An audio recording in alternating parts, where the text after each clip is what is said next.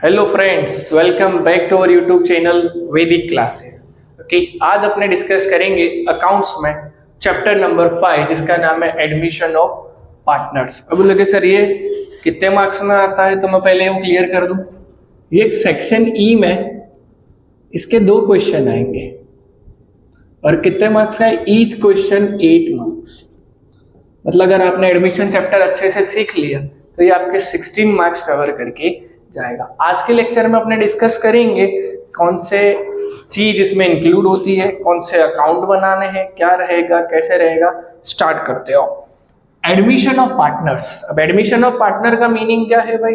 तो उसका अर्थ होता है कि भाई अपने कोई ऑलरेडी कोई फर्म चल रही है, बिजनेस चल रहा है, उसमें नया पार्टनर जब इंक्लूड होगा तो नए पार्टनर के आने के बाद क्या क्या चेंजेस होगा वो अपने देखेंगे। एडमिशन ऑफ पार्टनर में क्या चेंज होता है, कौन कौन से टॉपिक है वो देखते हैं।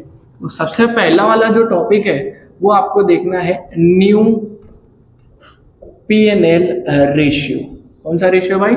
New PNL ratio. New PNL ratio मतलब पहले 2 पार्टनर थे, अब एक नया आया तो 3 पार्टनर हो गए। अब 2 पार्टनर थे तो उनका पीएनएल रेशियो अलग था।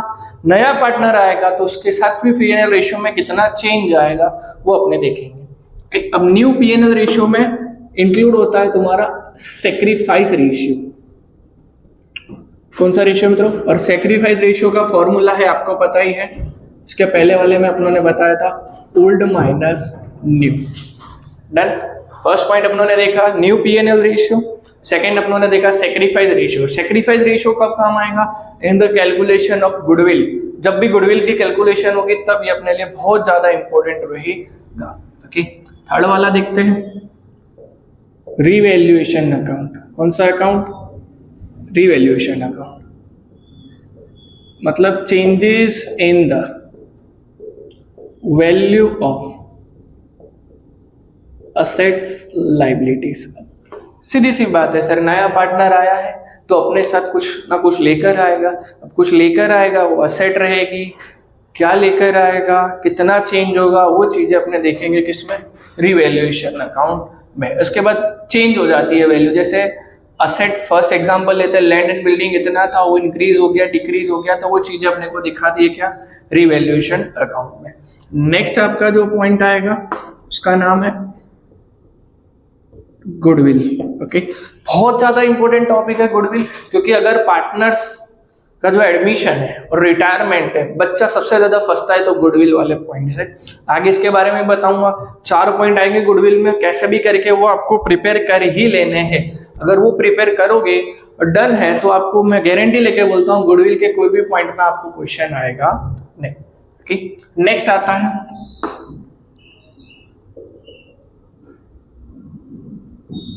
कैपिटल और करंट अकाउंट। कोई सम में कैपिटल होगा, किसी सम में करंट अकाउंट होगा। अब जब भी करंट अकाउंट हो तो भाई कैपिटल और करंट दोनों बनेगा। ओके, ये आपको same to same final account में भी देखने को मिलता है। कैपिटल और करंट अकाउंट सेम उसके जैसा ही कंसेप्ट है। नेक्स्ट आएगा आपका कैश अकाउंट। क्या बनेगा भाई? Cash account. तो भाई कैश से रिलेटेड जितने ट्रांजैक्शन है वो अपने को यहाँ पे शो करने पड़ेंगे। ओके, फर्स्ट मैंने बताया न्यू पीएनएल रेशियो, सेकंड बताया सेक्रीफाइस रेशियो, थर्ड मैंने बताया रिवैल्यूएशन अकाउंट, फिर मैंने बताया गुडविल, देन अपनों ने बताया कैपिटल करंट अकाउंट, फिर कैश अकाउंट, फिर अपने को आता है बैलेंस शीट। न्यू वाली आएगी। अब न्यू वाली मतलब रिवैल्यूएट करते समय कुछ चेंजेस आएंगे, वो चेंजेस को हटा के या फिर चेंजेस करने के बाद जो बनेगी उसको बोलेंगे न्यू बैलेंस शीट। तो इतने पॉइंट्स हैं जो आपको इसके अंदर तैयार रखने हैं, अच्छे से आपको क्लियर होने चाहिए। अब कितने अकाउंट्स प्रिपेयर करेंगे वो देख लेते हैं।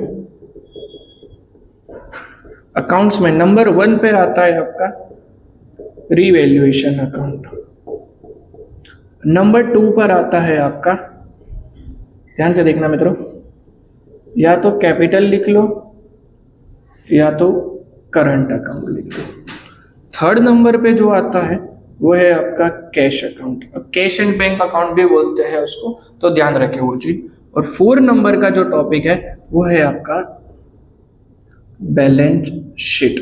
ओके, ये 4 चीजें अपने को बहुत अच्छे से ध्यान रखनी है जब भी आप एडमिशन ऑफ पार्टनर्स करोगे तब। ओके, देखते हैं। अब अपने एक एक करके सब अकाउंट के बारे में डिस्कस करते हैं। फर्स्ट मैं बना रहा हूँ रिवैल्यूएशन अकाउंट। देखना भाई रिवैल्यूएशन अकाउंट कैसा बनेगा।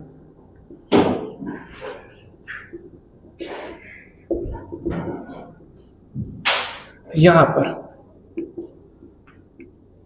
पर्टिकुलर,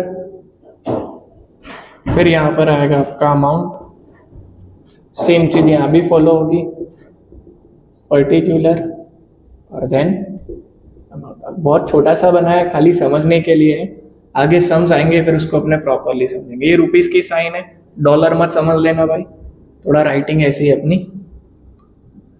अब ये जो होता है इसको बोलते हैं डेबिट साइड, और ये जो होता है इसको बोलते हैं क्रेडिट साइड। अब डेबिट और क्रेडिट में क्या क्या चीजें आएगी वो देखना। तो फर्स्ट, अगर आपकी असेट इंक्रीज हो रही है, मतलब बढ़ रही है, तो वो आएगा रिवैल्यूएशन के क्रेडिट में। ओके, लिख देता हूं मैं, इंक्रीज इन असेट्स।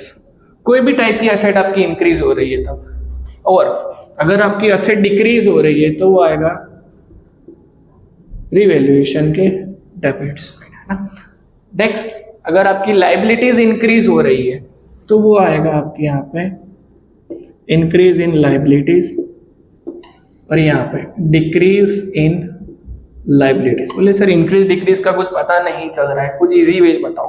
तो वही सिंपल है, अगर मेरे को प्रॉफिट हो रहा है, फायदा हो रहा है तो क्रेडिट में, लॉस हो रहा है, एक्सपेंसेस है तो वो सब कहाँ पर आएंगे, डेबिट में। अब इसका मतलब समझते हैं। जैसे पहले फर्नीचर जो है अपना 20,000 का था, ओके, फिर जब न्यू वैल्यू आई फर्नीचर की तब पता चला कि भाई फर्नीचर सर 25,000 का हो गया। तो यहाँ क्लियर दिख रहा है कितना इंक्रीज हो रहा है। बोले सर 5,000, न्यू वैल्यू इंक्रीज हो रही है, 5,000 बढ़ रहा है तो मेरे लिए तो फायदा ही रहेगा। तो ये चीज कहाँ आएगी, रिवैल्यूएशन के क्रेडिट में। अमाउंट कितनी लिखेंगे, कितना इंक्रीज हुआ है, बस वही देखना है। रिवैल्यूएशन के अंदर टोटल अमाउंट नहीं लिखी जाती है कभी भी, जितना इंक्रीज डिक्रीज हो रहा है वही अपने शो करेंगे। डन। यहाँ पर असेट बढ़ रही है तो क्रेडिट में, असेट कम हो रही है तो डेबिट में। लाइबिलिटीज बढ़ रही है, अब लाइबिलिटीज, अब फॉर एग्जांपल मेरे को क्रेडिटर्स को 10,000 देने थे, उसकी जगह 15,000 हो गए तो मेरे को भी ज्यादा पे करना पड़ेगा। मेरी लाइबिलिटी बढ़ गई है, ज्यादा पे करना है तो वो कहाँ पर आएगा, डेबिट में। और मैं बोलूँ 5,000 अब मेरे को नहीं देने हैं, कम हो गए, तो सीधी सी बात है डिक्रीज इन लाइबिलिटीज, तो कौन सी साइड आएगा, क्रेडिट साइड। दो चीजें अपनों ने बात करी। अब अपने बात करते हैं जैसे बैड डेब है, तो ये भी तुम्हारा कहाँ पर आएगा, डेबिट में, क्योंकि अपना क्या है, लॉस है। बैड डेब आ गया, डेप्रिशिएशन अकाउंट आ गई, मतलब XYZ। यहां पर मैं लिख देता हूं आउटस्टैंडिंग एक्सपेंसेस, तो वो भी तुम्हारे किस में आएंगे, डेबिट में। आउटस्टैंडिंग एक्सपेंस मतलब जो अपने को पे करना बाकी है। मतलब इन शॉर्ट यहां पर मैं लिख देता हूं एक्सपेंसेस, और जो भी लॉस है वो आपके इधर आएंगे। डन। नेक्स्ट, यहाँ पर अगर आपकी कोई भी XYZ इनकम आ रही है तो इनकम कहाँ आएगी, क्रेडिट में। तो यहाँ पे मैं लिख देता हूँ इनकम और गेन। डन। अब ये चीज सॉल्व करने के बाद मुझे दो चीजें मिलेगी। वैसे तो टेक्निकली एक ही आता है, लेकिन दोनों ऑप्शन बता देता हूँ। यहाँ पे टैली कर लेने का दोनों का अमाउंट। अगर यहाँ पर बैलेंस बच रहा है तो वो तुम्हारा आएगा डिविजिबल प्रॉफिट। अगर यहाँ पर बैलेंस बच रहा है तो वो तुम्हारा क्या कहलाएगा भाई, डिविजिबल लॉस। बोले सर प्रॉफिट और लॉस का क्या करना है, तो जो भी पार्टनर्स है उनको ओल्ड रेशियो में डिस्ट्रीब्यूट करेंगे। कौन से रेशियो में, ध्यान रखना भाई, कभी भी भूलना मत। ओल्ड रेशियो में डिस्ट्रीब्यूट करेंगे किसको, डिविजिबल प्रॉफिट है या डिविजिबल लॉस है, दो में से कुछ भी आएगा। अब इनको अपने कहाँ ले जाएंगे, कैपिटल या फिर जो भी करंट अकाउंट बना है उसके अंदर। डन है इतना तक। रिवैल्यूएशन अकाउंट पहले फिर से समझते हैं, क्या बोला, इनकम है, प्रॉफिट है, गेन है तो वो तुम्हारा कहाँ आएगा, क्रेडिट में। लॉस है, एक्सपेंस है तो तुम्हारा कहाँ आएगा, डेबिट में। Done.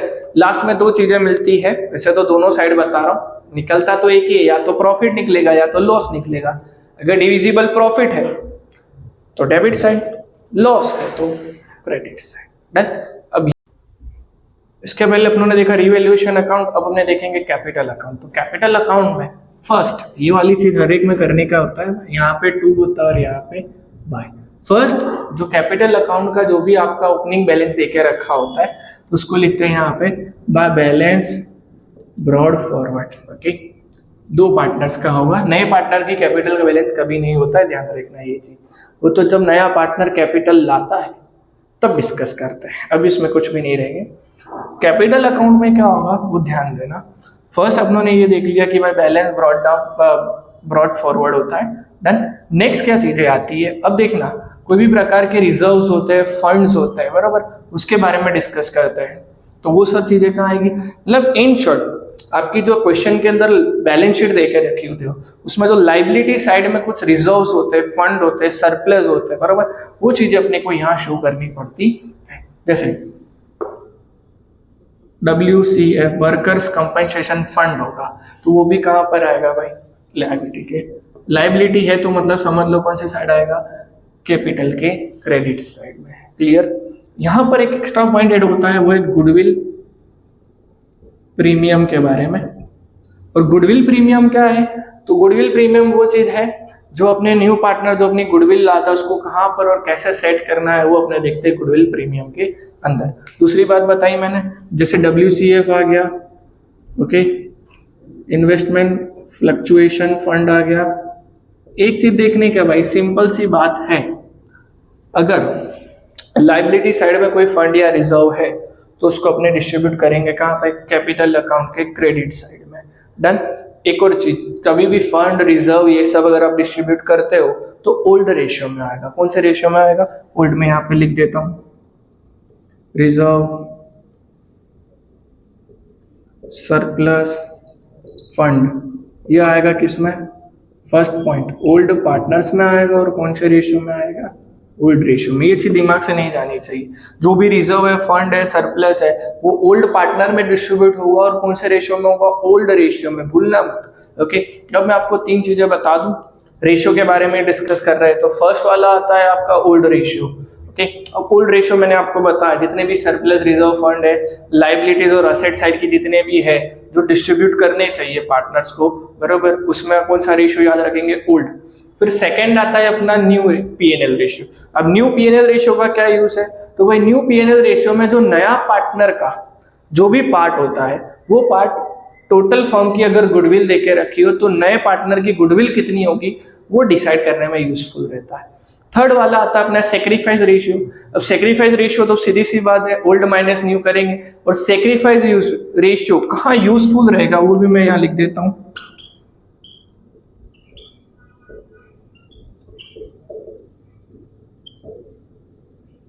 Only related to goodwill. Okay, new वाली जो भी गुडविल है, अब न्यू मतलब जो नया पार्टनर गुडविल लाता है उससे रिलेटेड कुछ भी कैलकुलेशन होगी उसमें सिर्फ और सिर्फ अपने को सेक्रीफाइस रेशियो ही ध्यान में देना है। सेक्रीफाइस रेशियो का काम भी यही है, जो नए पार्टनर की गुडविल आएगी सिर्फ उसको डिस्ट्रीब्यूट करने के लिए काम आएगा, बाकी कहीं भी सेक्रीफाइस रेशियो काम आएगा नहीं, ये ध्यान रख लेना। क्लियर, ये दो चीजें बताई है ना। अब यहाँ पे डेबिट साइड आ जाता है, तो डेबिट साइड में फर्स्ट अपने जो आता है वो होता है ड्रॉइंग्स अकाउंट। ड्रॉइंग्स अकाउंट का मतलब क्या होता है कि भाई जो भी पार्टनर्स है कोई अपने पर्सनल यूज के लिए कोई चीजें ले जा रहे हैं तो वो कहाँ आती है भाई, ड्रॉइंग अकाउंट में, डन।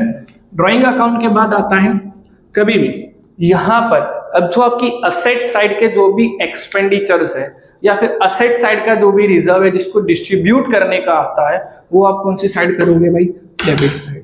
क्लियर है। अब ध्यान रखते हैं, जो अगर डिविजिबल प्रॉफिट है, ध्यान से सुनना, क्या बोला भाई, डिविजिबल प्रॉफिट, तो वो तुम्हारा आएगा इस साइड। और अगर डिविजिबल लॉस है तो आएगा ये आपका डेबिट साइड, डन।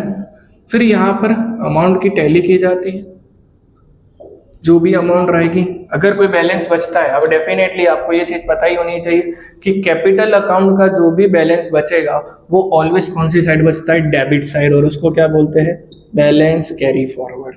ओके, जितनी भी अमाउंट होगी वो नए पार्टनर की भी अभी कुछ कैपिटल लेके आ रहा है तो वो भी अपने इसमें इंक्लूड करेंगे। ओके, अब ये दो कंपलसरी नहीं है, या तो प्रॉफिट होगा या तो लॉस होगा। सीधी सी बात है, प्रॉफिट जो है वो अगर आपके रिवैल्यूएशन अकाउंट का डेबिट साइड है तो यहाँ पर किस में आएगा, क्रेडिट में, और अगर डिविजिबल लॉस क्रेडिट साइड है तो यहाँ पर कहाँ आएगा, डेबिट साइड में। डन। मैंने आपको 3 चीजें बताई। सबसे पहले बताया रिवैल्यूएशन अकाउंट, दूसरा मैंने बताया कैपिटल अकाउंट, और थर्ड मैंने ये चीजें बताई कि सेक्रीफाइस रेशियो कब काम आएगा और रिजर्व सरप्लस और फंड कब काम आएगा। डन। तो अब अपने बात करते हैं कैश अकाउंट के बारे में। किसके बारे में भाई, कैश। तो भाई कैश अकाउंट बहुत नॉर्मल सी चीज है। अब कैश की जगह आप बैंक भी बोल सकते हो। जो भी इससे रिलेटेड ट्रांजेक्शन होंगे वो सब के सब आपको यहाँ पे इंक्लूड करने पड़ेंगे।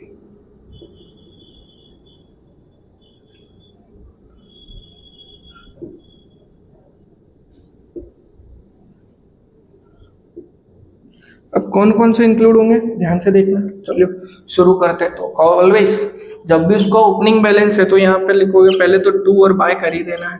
ओपनिंग बैलेंस है तो मतलब क्या लिखेंगे, बैलेंस ब्रॉड फॉरवर्ड। ओके।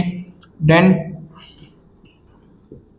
जो भी कैश से रिलेटेड, अगर पार्टनर अपनी गुडविल कैश में लाता है तो कहाँ रखेंगे, अगर ड्रॉइंग्स लेके जा रहे हैं, कुछ नई चीज, कितनी भी चीजें होगी जो कैश से रिलेटेड होगी वो सब इधर पे आएगा। और लास्ट में जो इसकी अमाउंट डिफरेंस बचती है उसको बोलते हैं, अगर इस साइड बच रहा है तो आपका आएगा बैलेंस कैरी फॉरवर्ड। हालांकि इस साइड बचता नहीं है, यही बचता है। ओके। तो यहाँ पर मैं लिख दूंगा बैलेंस कैरी फॉरवर्ड। जिस साइड बचता है उस साइड आपको कैरी फॉरवर्ड यूज करना है। मोस्टली मतलब होता ही नहीं है, माइनर केस है अगर आपका क्रेडिट साइड आ जाए, बाकी कंपलसरी डेबिट साइड ही आता है। अब वो डिपेंड करता है कि क्वेश्चन में क्या है, डेबिट साइड का बच रहा है कि क्रेडिट साइड का। अब इसकी जो भी अमाउंट आएगी वो आप सीधा कहाँ लेकर जाओगे, बैलेंस शीट में। बैलेंस शीट के कौन से साइड, असेट साइड में। इधर भी यही चीज बताना रहेगा कि कैपिटल का जो भी बैलेंस है वो आप लोग कहाँ ले जाओगे, लाइबिलिटी साइड, कैपिटल के हेड के नीचे आएगा। ओके। अगले लेक्चर में अपने देखेंगे इससे रिलेटेड सम्स।